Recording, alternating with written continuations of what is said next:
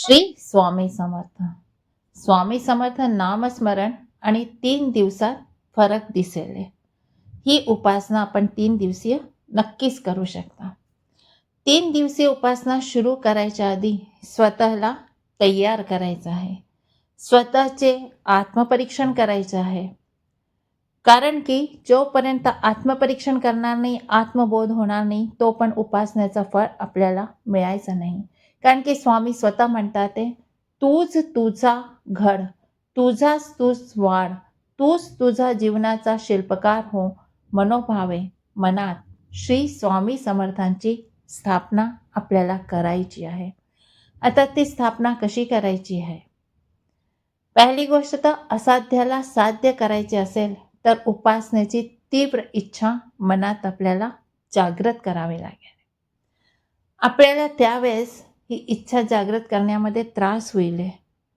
कितीक म्हणतात ना, संकट येतील, पण ही तीव्र इच्छा आपल्याला जागृत करायची आहे. जसं की आपल्याला खूप जास्त तहान लागते तेव्हा आपण काय करतो? कसंही करून आपली तहान मिटवण्याकरता आपण पाण्याचा शोध करतो. तीच तीव्रता आपल्या उपासनामध्ये आपल्याला आणायची आहे.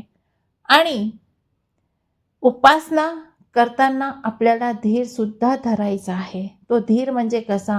मान लो आपण कोणतंही औषध घेणं सुरू करतो तर लगेच असर त्या औषधाचा दिसतो का? नाही दिसत.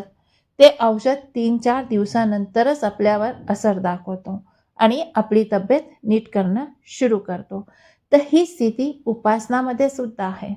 जेव्हा 3 दिवसीय उपासनाला बसाले तर त्या उपासनामध्ये आपल्याला बिलकुल स्थिरता हवी आहे, तीव्रता हवी आहे, विश्वास हवा आहे का? कशाला संशय बिलकुल नको आहे. स्वामी प्रत्येक कणात आहे, म्हणून त्यासाठी आपले हृदयाचे दार उघडे ठेवा. स्वामी सहजपणे त्यावर स्थापित होतील, विराजमान होतील आणि तुम्हाला एक वेगळीच अनुभूती यायला लागेल. मनात दृढता ठेवायची आहे. वातावरण बिलकुल शांत हवंय. लक्षात ठेवा, एकच वेळ, एकच आसन, एकच मंत्र, एकच देवता, निश्चित मंत्र जप संख्या. ही 3 दिवसीय स्वामी उपासनामध्ये खूप जास्त गरजेची आहे. त्यातून विशेष म्हणजे उपासना सुरू करायच्या आधी ब्रह्मचर्य पालन, सात्विक आहार, मौन, कुटुंबात व्यवहारामध्ये विनम्रता, सन्मान, कोणाचं मन न दुखे याकडे लक्ष द्यायचं आहे आणि कोणत्याही गरजू माणसाला आपल्याला उपासनानंतर मदत करायची आहे. या काही गोष्टी आपल्याला 3 दिवसीय उपासनामध्ये लक्षात ठेवायच्या आहे. आता आपल्याला काय करायचं आहे? स्वामींची उपासना करताना मी एकच वेळ, एकच आसन हे सगळं का सांगितलं? कारण की प्रत्येक मंत्र सिद्ध होणं खूप जास्त गरजेचं असतं. म्हणून हे लक्षात ठेवून आपल्याला मंत्रोच्चार सुरू करायचा आहे. आता आपल्याला काय करायचं आहे? स्वामी हृदयात विराजमान आहेत. त्यांचा प्रकाश तुमच्या मनात पसरलेला आहे.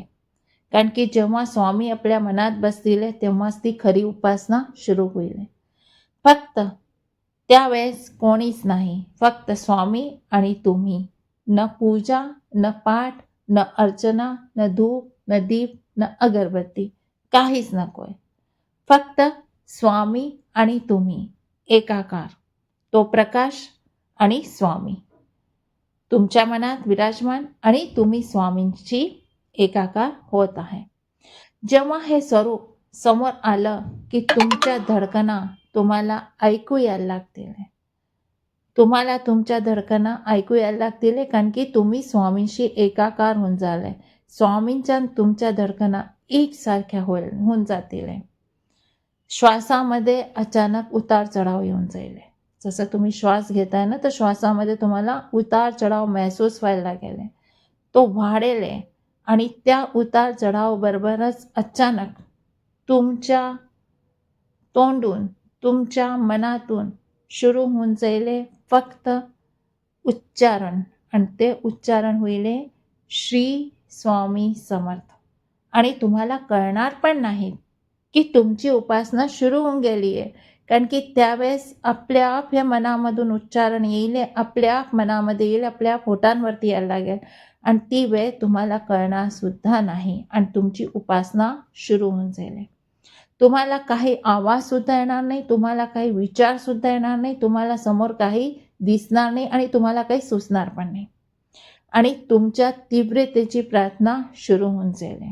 आणि जेव्हा ती प्रार्थना तीव्रतेची सुरू झाली ना, तर तुम्हाला हे कळणार नाही की तुम्ही किती वेळ झाला आहे उपासना करताना. आणि तुमची तीव्रता जी आहे ती इतकी जागृत होऊन जाईल की असं वाटेल की आता मला स्वामींशी भेटायचं आहे. मी स्वामींशी भेटल्याशिवाय इथनं उठणार नाही. ही तीव्रता तुमच्या मनामध्ये येऊन जाईल आणि ती इच्छा आपोआप जागृत होऊन जाईल.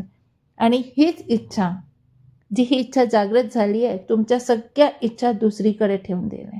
म्हणजे त्यावेळेस तुमची एकच इच्छा राहील, मी स्वामींचा आणि स्वामी माझे, मी स्वामींचा दास. फक्त ही इच्छा राहिली तेव्हा तुमची कोणतीही फळप्राप्तीची इच्छा राहणार नाही. आणि तेव्हाच जेव्हा तुमची कोणतीही फळप्राप्तीची इच्छा राहणार नाही, तेव्हाच तुम्ही स्वामी जवळ जाले. स्वामी अजून तुम्हाला जवळ घेऊन जातील आणि तुम्ही अजून स्वामींजवळ जाले आणि त्याच वेळेस तुमच्या जीवनातले सर्व प्रश्न मार्गी लागतील, सर्व संकट दूर होऊन जातील आणि सर्व इच्छा पूर्ण होतील. तर हीच ती 3 दिवसीय उपासना आहे. त्याच्यात तुम्हाला काहीसुद्धा करायचं नाही आहे, न माळ न तप, काही नाही. फक्त स्वामींशी आपल्याला एकरूप व्हायचं आहे. आणि जेव्हा एकरूप होतो, एकाकार होतो, तेव्हाच तर सर्व प्रश्न आपाप सुटून जातात. कारण की कोणाशी आपण काही बोलतो तर सर्व प्रश्न सुटतात. तसंच स्वामींशी एकरूप झालो तर सर्व प्रश्न सुटतात. जेव्हा तुमचं हे एकरूपता येऊन जाईल 3 दिवसात तुम्हाला तुमच्या जीवनामध्ये फरक जाणवेल. एक उपस्थिती दिसेल की कोणी तुमच्या डोक्यावर हात ठेवलेला आहे.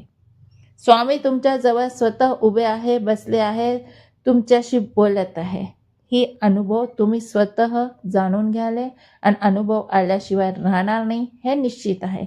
फक्त तीव्रतेची प्रार्थना आणि एकरूपता. नक्कीच 3 दिवसीय उपासना करून पहा, तुम्हाला अनुभव आल्याशिवाय राहणार नाही. व्हिडिओ आवडल्यास नक्कीच लाईक, शेअर आणि सबस्क्राईब करा. भेटूया आपल्या नेक्स्ट व्हिडिओमध्ये. श्री स्वामी समर्थ. जय जय स्वामी समर्थ.